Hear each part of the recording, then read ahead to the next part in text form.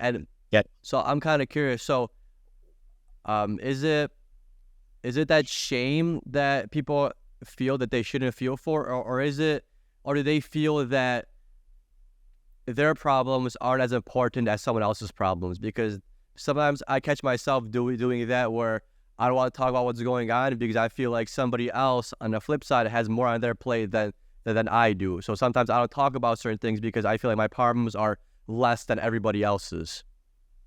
Yeah, that's a good point. We tend to downgrade the value of our lives. We seem to get to think that we are worthless, and you don't want anybody to know how you're feeling that worthless that you are. So you tell no one. You try to act normal, and most people don't catch on. Most people do not catch on.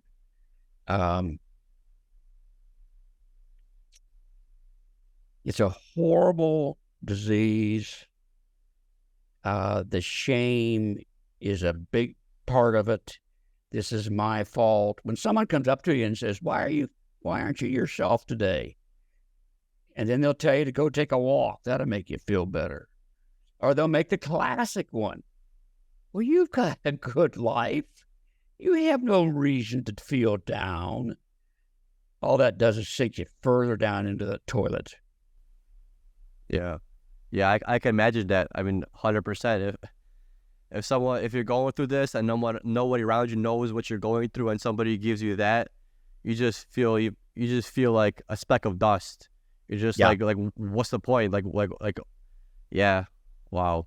If, for example, if you don't find treatment, or if you don't find any kind of help, your kids suffer from it. People around you suffer from it. It's almost like a snowball effect. Absolutely. If it doesn't get stopped here, then this is going to keep happening. It's going to keep happening in greater numbers. But Steve, how much relief did you get, or maybe how much relief do people that come to your sessions get when they actually are able to speak about these kinds of things? Because, like you said, when you were younger, it was really hard for you to speak on it. So, how much relief did you feel? Or how much relief do people feel when they finally actually just talk about that horrible life situation and they kind of just get it out of their mind in a sense? It depends on the individual.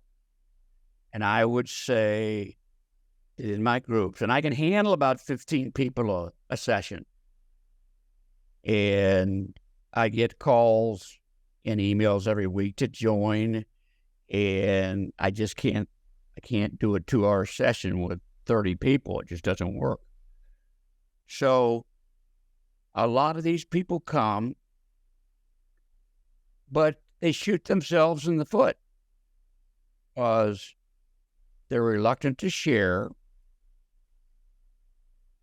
They go to a psychiatrist or a psychologist. They get some medication. They take the medication. It doesn't work right away.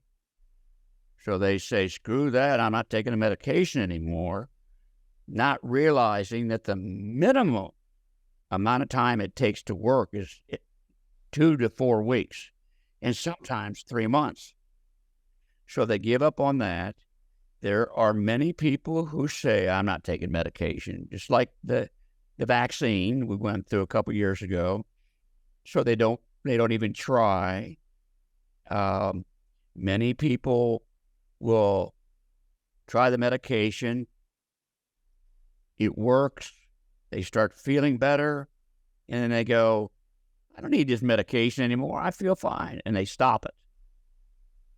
And then the next thing you know, they're back where they were before. It is a long, hazardous, harrowing journey to get through bipolar and clinical depression. The reason I just wrote my memoir entitled Teetering on a Tightrope, My Bipolar Journey, is so people could see, one, if they don't think people, when they say they're mentally ill or really mentally ill, they think they're just lazy or whatever. But it outlines exactly what I went through my entire life, and you can see right in front of you the terrible things that can happen to you when you are totally at the mercy of depression and bipolar.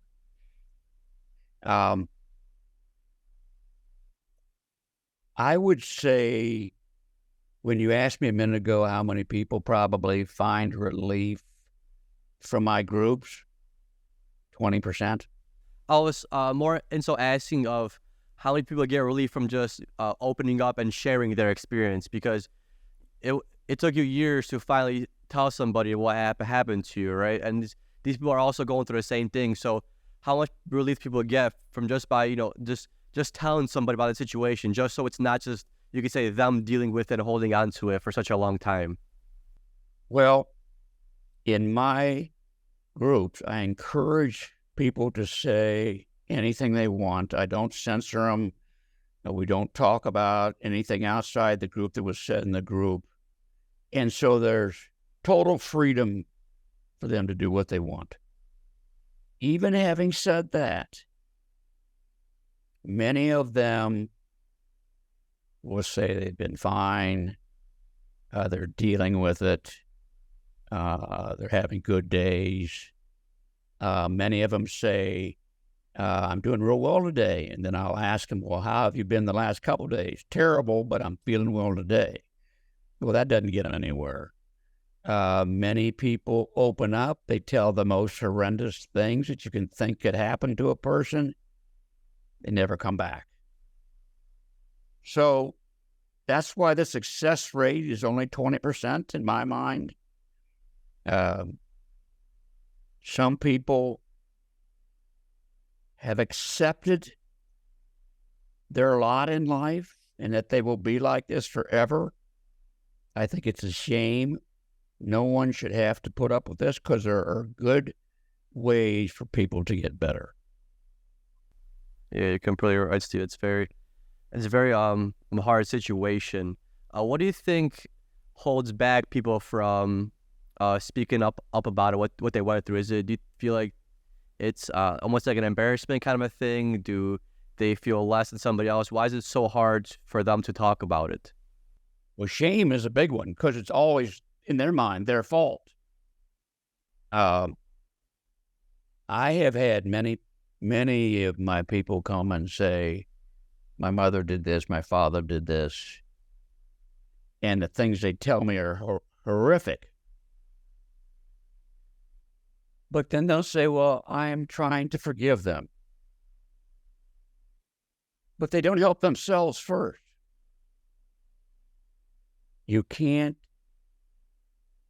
get anywhere by forgiving somebody if you haven't accepted the fact that you experienced whatever it was, and that you're going to live your life the best you can. So a lot of people just don't want to deal with it. I know that I had a few problems left over about 5 years ago that I had to get resolved. And I went to a trauma therapist for about 8 months or a year, whatever it was.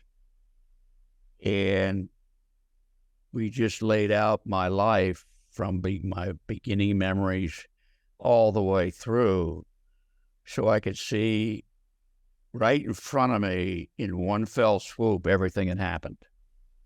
And it was the best thing I've ever done. Because up until that time, I was still hurting from some things that I should have gotten over 30 years ago. See, when you're bipolar or you're depressed, you have no control over your mind. And if it wants to tell you to keep beating yourself up about a girlfriend you've missed all these years, well, you'll keep doing it, and you can't get away from it. So Steve, when you start to get these oppressive ideas or these thoughts, do you combat it in a way, or you just kind of deal with it and wait for it to go away? How do you cope with this? Do you have maybe like an aura, or do you have like a sense of when this depression is coming on? Well, I will tell you that it doesn't happen much anymore. As I said, I went on Paxil, and that calmed my brain down quite a bit. Uh, but when I used to have it before 2000, there was no way to stop it. You can't just sit there and go, oh, I'm going to have this thought jump from my mind. It doesn't work. Now, you can do meditation, you can do deep breathing, you can have spinners, you can have all kinds of things to help cope with it, but it doesn't go away. Now, there are certain modalities you can use. There's now EMDR, which is rapid eye movement to help control your mind. There's intensive outpatient therapy. There's there's dialectical behavioral therapy, and all these things can work in your helping you to get over these tremendous thoughts. And they do help. They do help a lot. They train you to control your thinking to the best of your ability, whatever that is. Yeah. And Steve, I'm gonna do a little shameless plug here with your book, Teetering on a Tightrope. Where can people get that?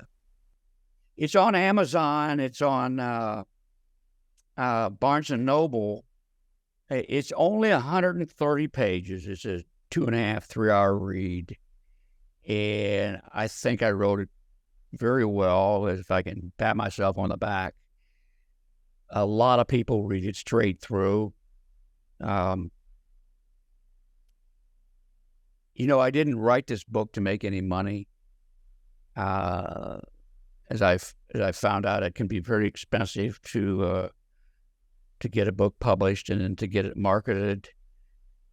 But the whole thing is to get the word out there of how serious this mental health issue is in this country. And that's why I did it. And Steve, living with bipolar, is there anything that you found appreciation in, or maybe have learned with your journey with this issue?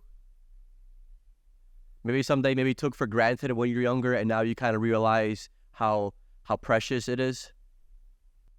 Well, the big thing I took from it was needing to have a good, strong support system, family and friends. I got most of my support from my wife, my friends, my kids. And that is essential if you are going to control the rest of your life and lead a good life. Without my wife, I never would have made it.